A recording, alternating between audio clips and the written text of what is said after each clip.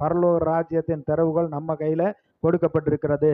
சத்துருவின் சகல வல்லமைகளை மேற்கொள்ள நமக்கு அதிகாரம் கொடுத்திருக்கிறார். ஒன்று நம்மை சேதப்படுத்தாது. இந்த அதிகாரத்தை உணர்ந்தவர்களாக ஒவ்வொருவரும் அதை பயன்படுத்த வேண்டும். எதுக்கு பைபிள் வாசிக்கிறோம், எதுக்கு ஜெபம் பண்றோம், எதுக்கு ஆலயத்துக்கு போறோம்? வார்த்தையை கேட்டு அந்த வார்த்தையின் மனிதர்களா நம்ம மாற வேண்டும். நம்முடைய மனம் ஒவ்வொரு நாளும் புதிதாக வேண்டும். உள்ளான மனுஷன் வசனத்தை கொண்டு வல்லமையாய் பலப்பட வேண்டும். அப்படி பலப்படுறப்பதான் நீங்க பலவான்களா இருக்க முடியும்.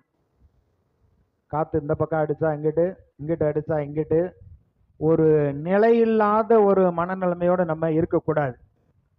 கிறிஸ்துவோ அவருடைய வீட்டுக்கு மேற்பட்டவரான குமாரனாக உண்மையுள்ளவராய் இருக்கிறார். நம்பிக்கையினாலே உண்டாகும் தைரியத்தையும் மேன்மை பாராட்டலையும் முடிவு பரியந்தம் உறுதியாய் பற்றி கொண்டு இருப்போமாகில் நாமே அவருடைய வீடாயிருப்போம். அதாவது நம்முடைய நம்பிக்கை, மேன்மை பாராட்டுதல், நம்முடைய தைரியம், இதெல்லாம் கர்த்தர் அவருடைய வாக்கு தத்தத்துல உறுதியா இருக்க வேண்டும்.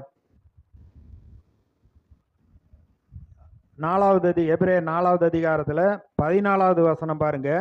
வானங்களின் வழியாய் பரலோகத்துக்கு போன தேவகுமாரனாகிய இயேசு என்னும் மகா பிரதான ஆசாரியர் நமக்கு இருக்கிறபடியினால் நாம் பண்ணின அறிக்கையை உறுதியாய் பற்றி கொண்டு இருக்க கடவோம். அடுத்த வசனத்துல சொல்லப்பட்டிருக்கு, நம்முடைய பலவீனங்களை குறித்து பரிதவிக்க கூடாத பிரதான ஆசாரியர் நமக்கு இராமல் எல்லா விதத்திலும் நம்மை போல சோதிக்கப்பட்டும் பாவம் இல்லாதவருமா இருக்கிற பிரதான ஆசாரியரே நமக்கு இருக்கிறார். நாம் இரக்கத்தை பெறவும் ஏற்ற சமயத்தில் சகாயம் செய்யும் கிருபை அடைவும் தைரியமாய் கிருபாசன தண்டையில் சேரக்கடவும். ஏசாயாவிலே சொல்லப்பட்டிருக்கு, அவரை உறுதியாய் பற்றி கொண்ட மனதை உடையவன் அவரே நம்பி இருக்கிறபடினால பூரண சமாதானத்தோடு காத்து கொள்வார்.